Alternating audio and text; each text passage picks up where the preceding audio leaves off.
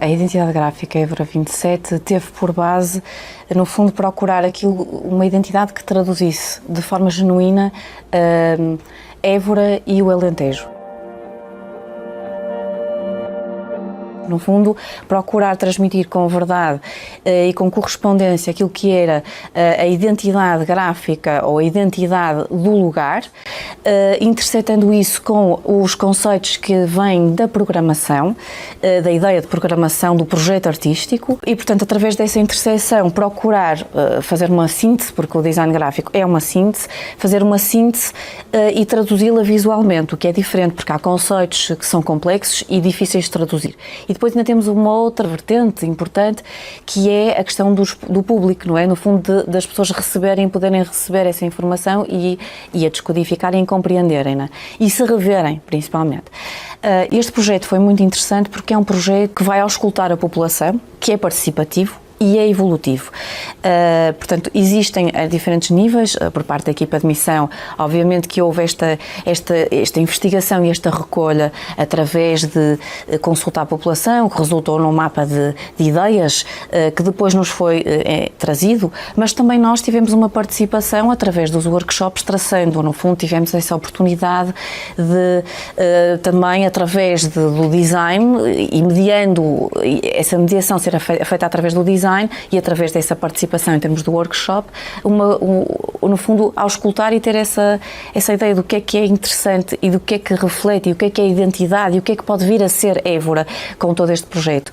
E, portanto, tudo isso resultou numa quantidade de informação vastíssima e que foi necessário sintetizar, depurar para, no fundo, chegar a algo muito mais simplificado, porque depois deveria ser aplicado em inúmeros suportes e, portanto, deveria ter esse enfoque, essa capacidade de redução. Os workshops traçando fizeram parte integrante do nosso processo. Foi estabelecido que a identidade envolvia um processo participativo da população e para nós foi uma experiência que veio trazer novas ideias muito diferentes dos vários participantes, eu acho que as pessoas que participaram, grupos grandes que estavam muito envolvidos na participação, tinham ideias muito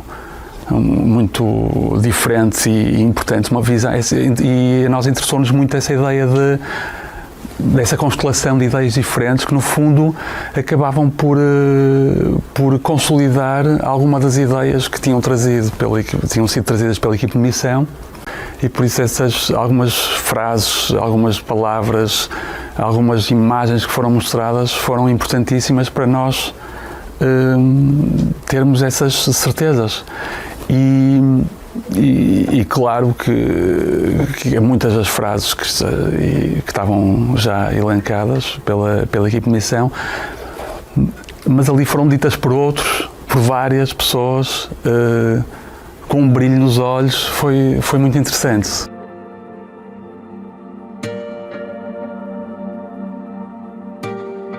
O vagar, no fundo, ele surge como uma consequência do que é feito um pouco antes, que tem a ver com esta ideia de tradução, e como eu estava a referir há bocado, esta ideia de tradução do que é a identidade, quer do projeto, quer local. Nós encontramos imensos elementos, seja na arquitetura, seja na paisagem, que nos vão levar ao vagar. A noção de tempo, um tempo diferente, a ideia de espaço, um espaço diferente, um espaço em que há mesmo espaço, em que há uma parede em branco, mas que se interseta com o céu e, no fundo, que há um horizonte, esta ideia de horizonte, de interseção de dois planos, e que nos remete para algo que é também muito do artesanato local e que reflete uma forma de pensar e de estar diferente, que são os talegos, e que é, no fundo, esta ideia de reaproveitamento, esta ideia de com pouco fazer muito, e isto implica criatividade. E é esta criatividade que nós encontramos no território e que nós achamos e que foi um motor muito grande para o nosso projeto gráfico. Esta ideia de uma abordagem espartana, simples, mas que resulta e permite fazer inúmeras coisas e que também é de muita atualidade, porque reflete uma nova forma de estar no mundo que vai ter que se ter, uma nova forma em relação a tudo que é o consumo e a sustentabilidade, e que é algo que volta a intersetar o programa artístico pensado. Portanto, vai ao encontro novamente desse eixo. E, portanto, o que eu acho neste processo todo e que foi muito interessante é que, no fundo, eram vários eixos, várias perspectivas, mas que iam dando ao mesmo lugar. Elas conduziam-nos a um lugar. Portanto, não há...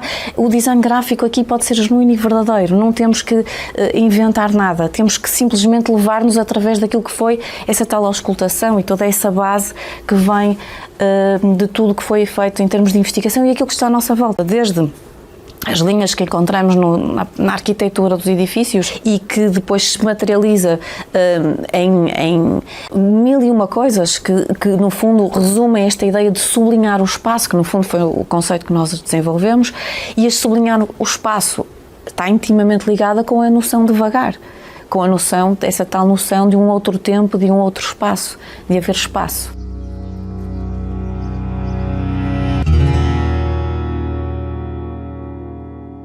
A cor é inserida também de uma forma pragmática, uma vez que o Évora é muito claro, também para ter alguma presença gráfica, também foi importante o uso da cor. Obviamente que as referências do artesanato, aquelas cores vivas, e mesmo a ideia que há uma ideia que o Alentejo e que Évora é sempre aquela que passa um bocado aquele amarelo.